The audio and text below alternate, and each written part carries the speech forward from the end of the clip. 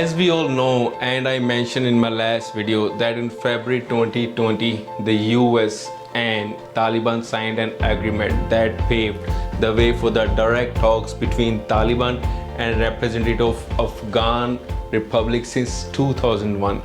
This nascent peace process has raised hope for a political solution to the 4-decade-long conflict.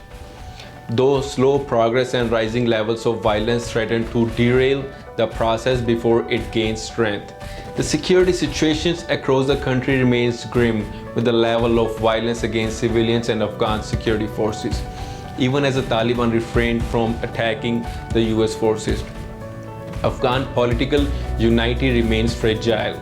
Most Afghans want peace, but also want to preserve the current constitutional order, which includes democracy, individual liberty, a free media, and of course women's rights. The Taliban has done little to reassure citizens that their views have been changed since the extreme sanctions ruthlessly implemented in 1990s.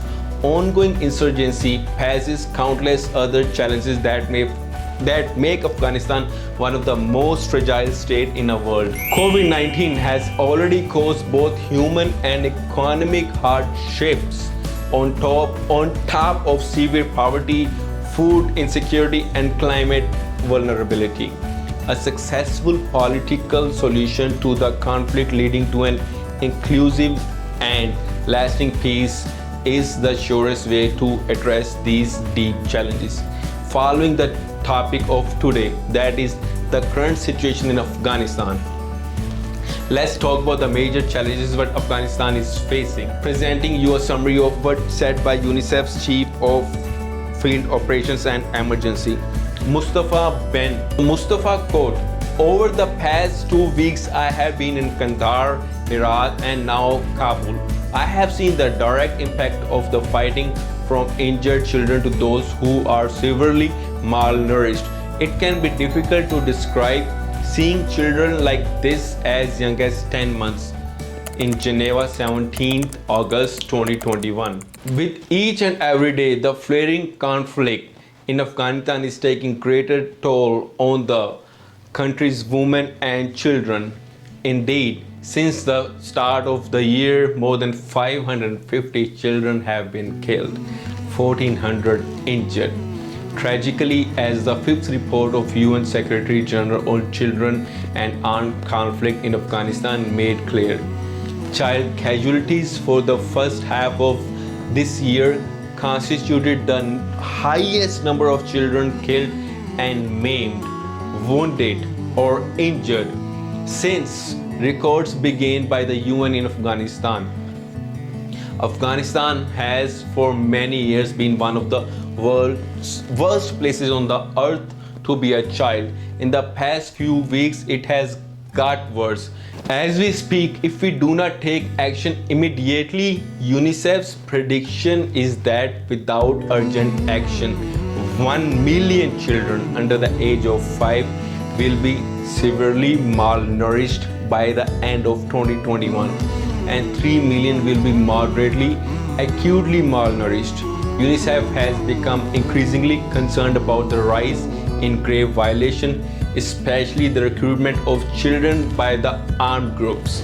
We again urge the Taliban and all other parties to abide by their obligations under international humanitarian law and international human rights law, and protect the lives and rights of all people, including those of women and girls. Apart from this, if we talk about desperation among the people to exit Afghanistan, the picture themselves reflects the story. The desperate scenes at Kabul airport underline the gravity of situation after Taliban seized all major population centers in Afghanistan. Fortunately, the capital and all major cities to be captured, such as Jalalabad and Mazar-e-Sharif, were not subjected to prolonged fighting, bloodshed, or destruction. The chaotic scenes at Hamid Karzai International Airport, captured by news crews and cell phones, convey a terror and desperate rush to escape the country. If you don't have a visa or passport, with the majority of Afghans don't have, you are not going. An analyst stuck in the country told CNBC.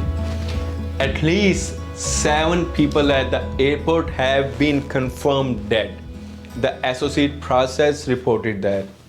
What has happened to us? Have we turned into animals? Said one man at the airport as he watched people elbow and kick on narrow staircase for a seat on a plane that would take them out of Afghanistan. Occasionally, Taliban's fighters broke up traffic jams by firing angrily in the air. And Kabul's green zone, once home to a heart of Afghan government power, was under a complete lockdown, enforced by fighters, many of them perched and on Humvees and other American-made armed vehicles. On the other hand, Taliban spokesperson have issued a number of statements in recent days, including pledging an amnesty for those who worked for the government. They have also pledged to be inclusive.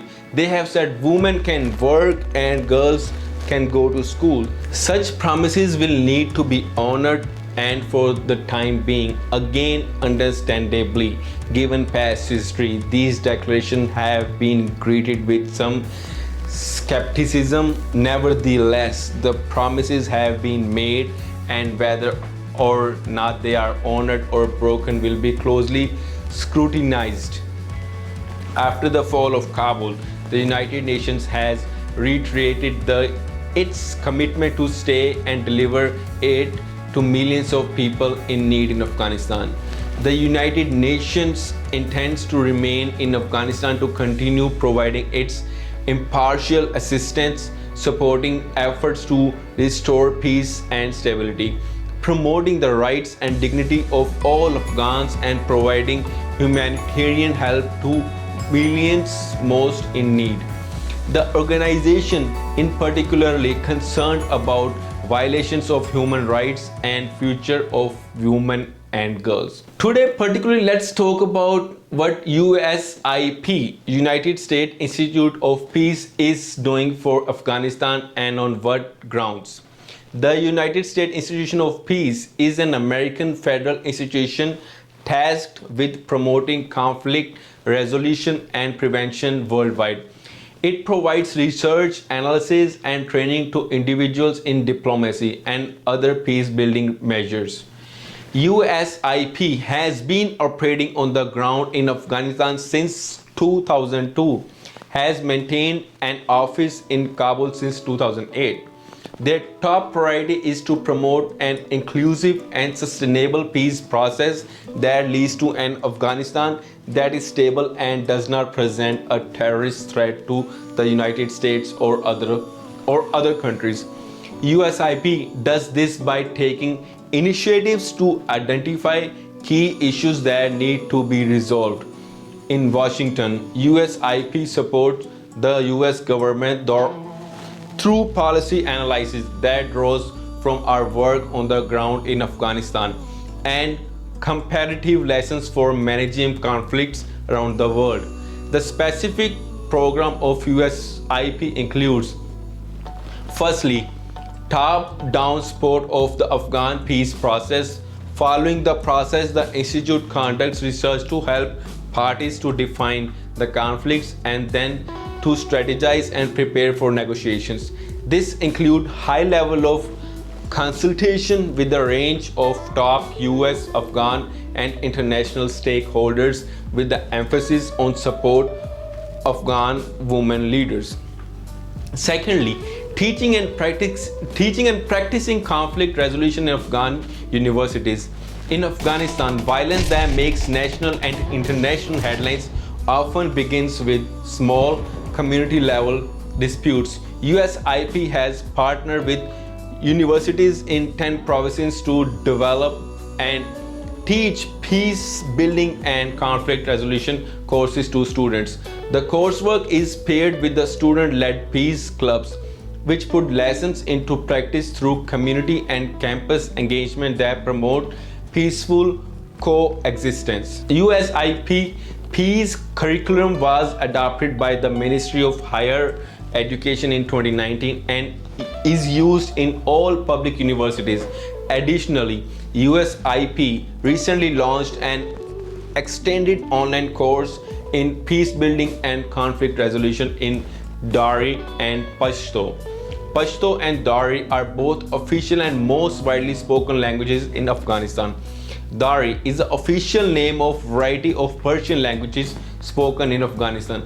Both Dari, Persian, and Pashto are Indo-European languages from the Iranian languages subfamily, informing policymakers and the public through research and discussion is considered as one of the important through our in-house expertise and broad network of international and Afghan partners.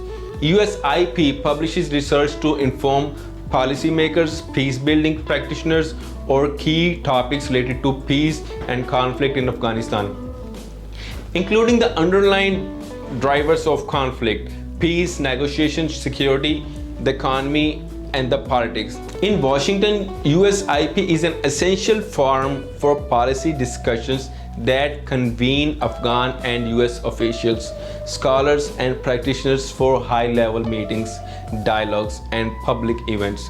Building the rule of law and increasing access to justice since 2002, USIP has worked to strengthen the rule of law in Afghanistan by increasing citizens' knowledge about their rights and building stronger linkages between civil society groups and institutions that increase access to justice.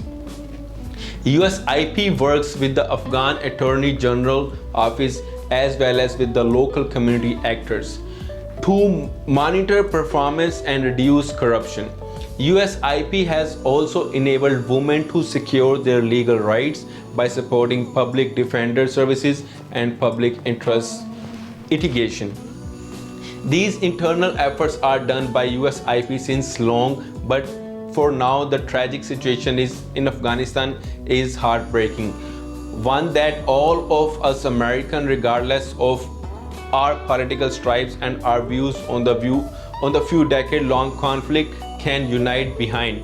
Our Spirit of America team is helping Afghan being evacuated by the United States. This includes Afghan and their family who risk their life working with our troops and who embrace the promise of a free and a better life. Spirit of America, which is a US-based non-profit company that raises money for United States veterans, has solicited money and all possible help for Afghan being evacuated by United States. They have team members on the ground in Gulf region, Central Asia, and Europe, working side by side with the US military, providing humanitarian aid in real time. Afghans are arriving with only the clothes they are wearing. They had provided food, clothes for children and adults, baby formula, diapers, hygiene supplies, children's book and toys, and smartphone chargers to enable communication with families and access to important legal documents on their phone. They are also providing temporary housing for evacuees, and in Tajikistan they are funding the renovation of Afghan refugee for community center. They are more committed than ever to doing the right thing by the Afghan partners and demonstrating the best of America.